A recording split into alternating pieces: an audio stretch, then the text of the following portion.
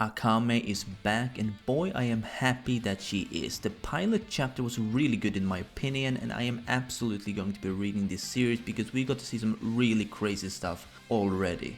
The approach of this sequel seems to be very different from that of the original series, because obviously the original series is about cleansing the corrupt government, while in this series we seem to be dealing with completely different stuff. We have what seems to be three nations involved in some kind of conflict: the Tenro nation, the Soryu nation, and the Sokai nation. The ones at conflict are actually the Soryu and the Tenro nations, but the Sokai are an acting ally to the Soryu nation, so they're not neutral by any means.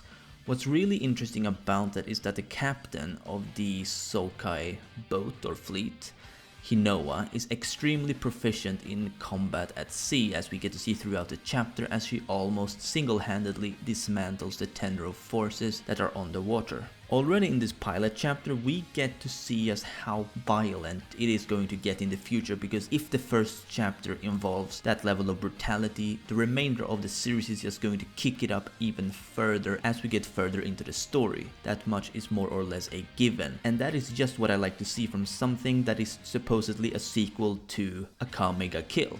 I mean, it's even written by the same mangaka, so hopefully he will try his best not to make people mad at him for doing what he did with Akame ga Kill, which was to kill most people just out of nowhere. I personally wasn't bothered by this. I was in fact enjoying it quite a lot, because it's something that I don't really see in manga all too often. I mean, there are of course series where this happens very frequently, like I'm pretty sure Berserk does it a great amount. Maybe not loved characters. I haven't actually read or seen Berserk, so I'm more or less kinda just pulling shit out of my ass at this point.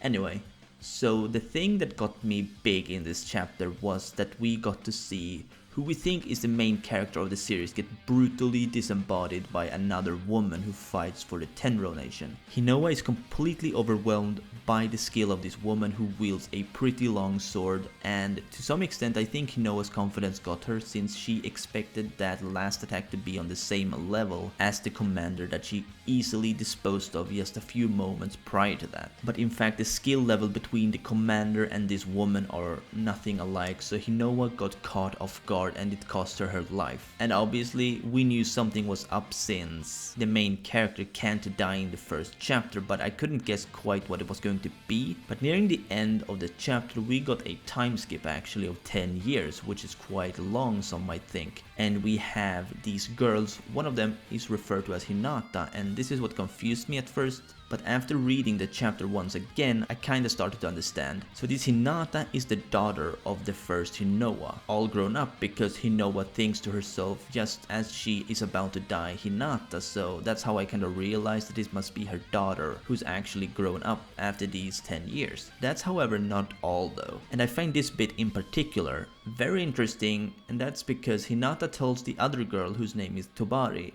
to stop calling her Hinata. It then turns out that this Hinata has actually changed her name to Hinowa, which was her mother's name, right? Because Hinowa apparently wanted to have her name known all over the world. So this new Hinowa is going to live on in her mother's name and try to make that dream a reality, which seems to be the goal of this series. I mean, most series have a goal to strive for, like becoming the Hokage, finding the One Piece and stuff like that. So I think that this is the kind of goal in this series. To have Hinowa 2.0 become a known presence all over the sea. I wonder if Tobari is going to be a companion of sorts though. I mean, I'm kinda guessing that, since she was introduced by name and all of that, but it's really hard to tell this early, because she might actually just leave Tobari behind to keep things under control while she's gone or something along those lines. Then of course at the very end of the chapter we see the one recognizable character of the series, which is Akame herself. She has washed ashore right where Tobari and Hinowa live, so something of course tells me that Akame is going to be a pretty significant character in this series as well.